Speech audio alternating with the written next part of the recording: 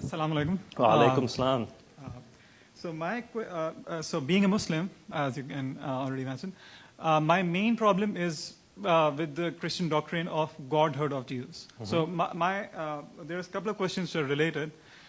First of all, I find this concept logically fallacious. Like there are many aspects to its logical fallacy, as in maybe one of them could be that how can God be finite and then infinite at the same time? Like this is like it's like saying that there could exist a square circle. It's a logical fallacy, right? So when we say that Jesus was God or Son of God, we are actually saying that God existed in finitude during the life of Jesus, and He also is infinite at the same time. This is logically fallacious. Now, because you are you're coming from a historical standpoint. Did you want me to respond to that, or are you having it's a relate like the same question continuing. So, because you're coming at it from a historical standpoint, another thing that adds, like the historical evidence that adds, like that supports this argument, is that the concept of Trinity, the word Trinity itself, it doesn't appear as a theological term till near the end of the 2nd century after Jesus. So it was first used as trias by Theophilus, the bishop of Antioch, in AD 180. So we can, adding up to that, when you refer to Mark chapter 14, verse 62, which is what you say is the proof that Jesus claimed to be God, are you really applying the same criteria of objectivity that you were applying previously to the Quran when interpreting this as meaning that Jesus is claiming himself to be God? Because if you look at it completely objectively, looking at the entire text, there is nothing in the entire text that's saying that Jesus claimed to be God. And in fact, the verse that you yourself quote is actually saying Son of Man.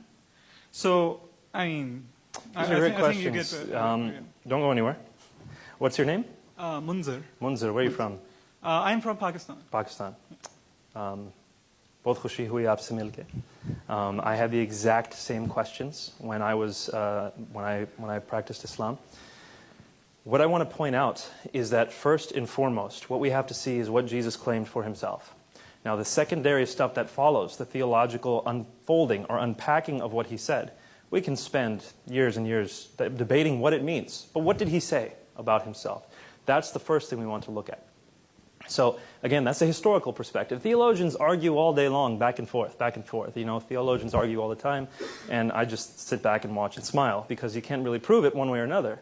But when it comes to historical events, we can show with relative degrees of certainty, if the evidence is good, if the records are good, what the most likely conclusion is. So first, and let me give you an answer before, if you feel like interjecting, we can talk afterwards. First, I want to point out you are absolutely right. The term Trinity is not used till the end of the 2nd century. What is the doctrine of God called in the Quran? In Islam, what is the doctrine of God called? Tawheed. Tawheed. Is that in the Quran? No, the word Tawheed. The word Tawheed is a derived word from Ahad. Alhamdulillah. Yes. Good. So you understand, the word Tawheed is not itself in the Quran. In the same way, the word Trinity is not itself in the Bible. This doesn't pose a problem. The Shahada is not found in the Quran. You have the components of the Shahada in the Quran, but you do not, hold on, you do not have La ilaha illallah Muhammad Rasulullah in that way found in the Quran. The component, hold on, the components are found in the Quran. With the Trinity, the components are found in the Bible. So, the word Tawheed does appear in the Hadith. Oh, that's great, but it's not in the Quran. Narrations of the Prophet. And the Hadith is much later. So we're looking at you asked for the Bible, and we have within the early canonical tradition, people calling God a Trinity in the early canonical tradition. In fact, much closer to Jesus' time than the Hadith were to Muhammad's time. So whichever way you stack it, when you're consistent, you end up with a stronger case for the Trinity, for Jesus' deity. Now I want to continue on to your next part of your question, which is Jesus finite or infinite? The argument is that Jesus is, actually I'm going to pose it in a slightly different way. Can Allah come onto this world if He wants? Can He be in this world if He wants? I wouldn't think so. You wouldn't think so. So Allah's omnipotence is limited. He can't come onto this world. It's like basically Allah Ta'ala cannot do logically fallacious thing. Like he cannot create a square circle, right?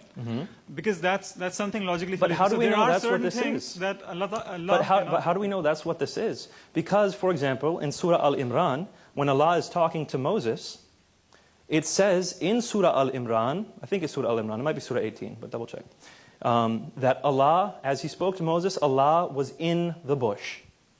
Allah was in the bush. So if you want to say that meant something else, well, you're going to have to argue with the Quran on that one. It seems to be pretty clear that Allah can emanate His voice from a physical place. He can be in a physical place in a sense. In the same way, I don't believe that God coming to this earth limits His omnipotence. It's not a limitation of His omnipotence. Jesus has taken on flesh. God the Father is still everywhere. God, Jesus, the Son, is here on this earth. It's a limitation in that sense, but it's not a limitation of His nature. He is both the divine and human nature. That's the argument. Now, I want to talk about briefly, and then we're going to have to go to the next question, but let's talk afterwards for sure. You asked about the Son of Man. You said He's not calling Himself the Son of God. He's calling Himself the Son of Man. I'm emphasizing to you, my friend, when this hit me, again, while I was practicing Islam, when this hit me, it hit me like a bolt of lightning. The claim Son of God, according to Jews at that time, was not anything divine. Adam was called the Son of God. Solomon was called the Son of God. In the Psalms it says, you are gods.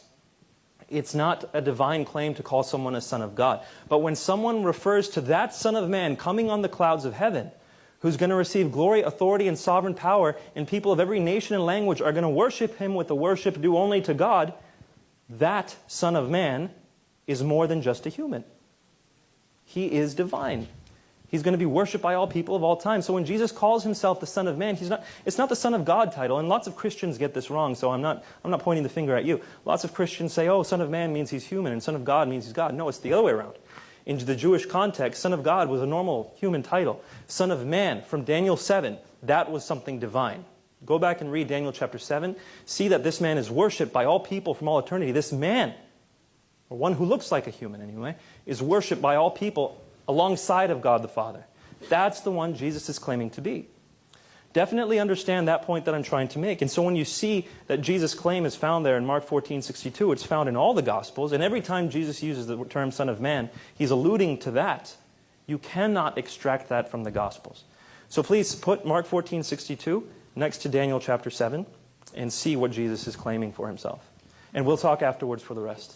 Lord bless you, my friend. We'll take one last question.